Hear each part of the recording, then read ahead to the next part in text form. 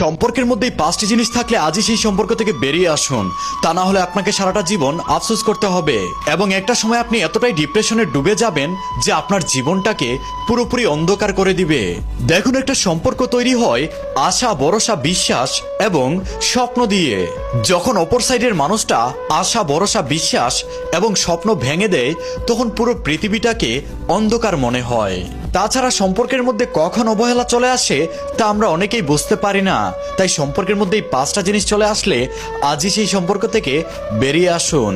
Number 1, সম্পর্কের মধ্যে সবচেয়ে বিরক্তকর বিষয়টা হলো অপর সাইডের মানুষটাকে যখন আপনি একটার পর একটা মেসেজ দেন, একটার পর একটা কল দেন, কিন্তু সে কল ধরে না, মেসেজের রিপ্লাই দেয় না, অথচ সে ঠিকই অনলাইনে থাকে কিন্তু আপনার মেসেজের রিপ্লাই দেয় না, আপনার কলও ধরে না। এই বিষয়টা মনের মধ্যে অনেক বড় একটা আঘাত লাগে যে আমি মানুষটাকে এত মেসেজ দেই, এত কল দেই, কিন্তু মানুষটা আমার মেসেজের রিপ্লাই দেয় না, আমার কল ধরে না। এই বিষয়টায় অনেকেই মন থেকে ভেঙে পড়ে, কষ্ট পায়। দেখুন, একটা মেসেজের রিপ্লাই দিতে 5 মিনিট সময় লাগে না, একটা কল ধরতে 2 মিনিট সময় লাগে না, শুধু ইচ্ছাটার প্রয়োজন হয় কল ধরার, মেসেজের রিপ্লাই দেওয়ার। একটা সম্পর্কের মধ্যে যখন অপর সাইডের মানুষটা আপনার কল ধরে না, আপনার মেসেজের রিপ্লাই দেয় না, তখন আপনার বুঝে নেওয়া উচিত মানুষটা আপনাকে এড়িয়ে যাচ্ছে, মানুষটার কাছে আপনি একজন বিরক্তকর মানুষ। তাই আপনি যে মানুষটার সাথে সম্পর্কতে জড়িয়ে আছেন সে যদি ঠিকঠাক মতো আপনার মেসেজের রিপ্লাই না দেয়, ঠিকঠাক মতো আপনার কল না ধরে, আপনাকে এড়িয়ে যায়, তাহলে আপনি নিজে থেকে তার থেকে দূরত্ব বাড়িয়ে দিন। এতে করে আপনি তার অবহেলা থেকে মুক্তি পাবেন।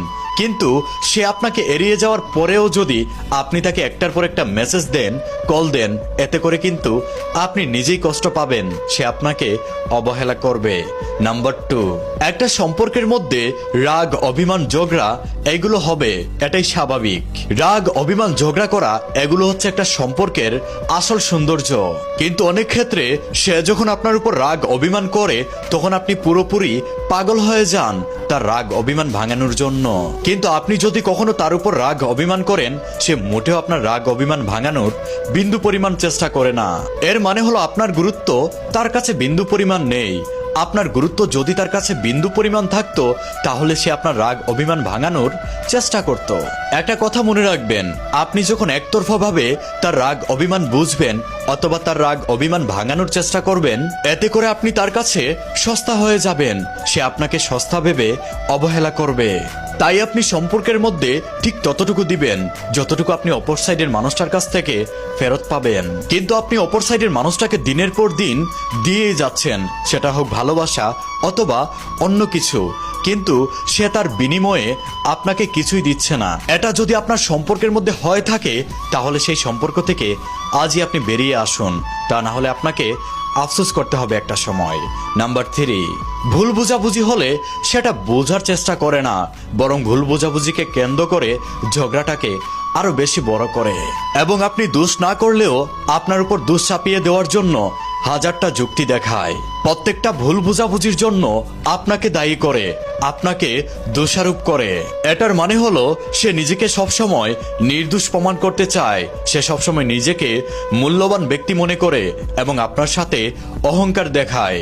যেই সম্পর্কের মধ্যে সবকিছুর জন্য আপনাকে দোষারোপ করা হয়, আপনাকে অপরাধী করা হয়, সেই সম্পর্কেতে আপনাকে তুচ্ছ ভাবা হয়। তাছাড়া সম্পর্কের মধ্যে যেই মানুষটা নিজেকে অনেক কিছু মনে করে এবং আপনার সাথে অহংকার দেখায়, সেই মানুষটা কখনোই আপনাকে ভালোবাসেনি। তাই আপনার উচিত সেই সম্পর্ক থেকে বেরিয়ে আসা, তা না হলে আপনাকে একটা সময় আফসোস করতে হবে এবং তার কাছ থেকে কষ্ট পেতে হবে। তাই সেই সময়টা আসার আগে আপনি তার জীবন থেকে নিজে থেকেই চলে আসুন, এতে করে আপনি তার অবহেলা থেকে মুক্তি পাবেন। নাম্বার 4, তার যখন আপনাকে প্রয়োজন হবে তখন সে আপনাকে খুঁজবে, কিন্তু আপনার যখন তাকে প্রয়োজন হবে তাকে আপনি কখনোই খুঁজে পাবেন না। দেখুন, একটা সম্পর্কের মানে হচ্ছে প্রত্যেকটা পরিস্থিতিতে একে অপরের পাশে থাকা। এখন যেই মানুষটা তার খারাপ সময় আপনাকে ব্যবহার করে কিন্তু আপনার খারাপ সময়ে সে আপনার পাশে থাকে না, এখন সেই মানুষটা কিভাবে আপনার আপন মানুষ হলো, সেই মানুষটা কিভাবে আপনার ভালোবাসার মানুষ হলো?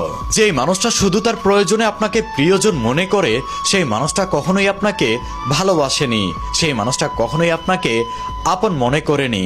তার স্বার্থের জন্য শুধু আপনাকে ব্যবহার করবে, তার যখন প্রয়োজন হবে আপনাকে খুঁজবে, কিন্তু কখনো আপনার বিপদে সে পাশে থাকবে না। সে তার স্বার্থের জন্য আপনাকে মিথ্যা ভালোবাসা দেখাবে, মিথ্যা মায়া দেখাবে। তাই এমন সম্পর্ক থেকে অতি দ্রুত বের হয়ে আসুন। তা না হলে আপনি যখন তার প্রতি আসক্ত হয়ে যাবেন তখন আপনি তাকে ছেড়ে আসতে পারবেন না, বরং আপনি তখন বাধ্য হবেন তার শত অবহেলা কষ্ট সহ্য করে তার জীবনে থাকতে। মনে রাখবেন, ভালোবাসা এমন একটা সম্পর্ক যেটার মধ্যে স্বার্থ আর অর্থ চলে আসলে সেই সম্পর্কে কখনো ভালোবাসা থাকে না। নাম্বার 5, সম্পর্কের মধ্যে যদি একে অপরের প্রতি সম্মান না থাকে তাহলে সেই সম্পর্ক কখনোই পূর্ণতা পায় না।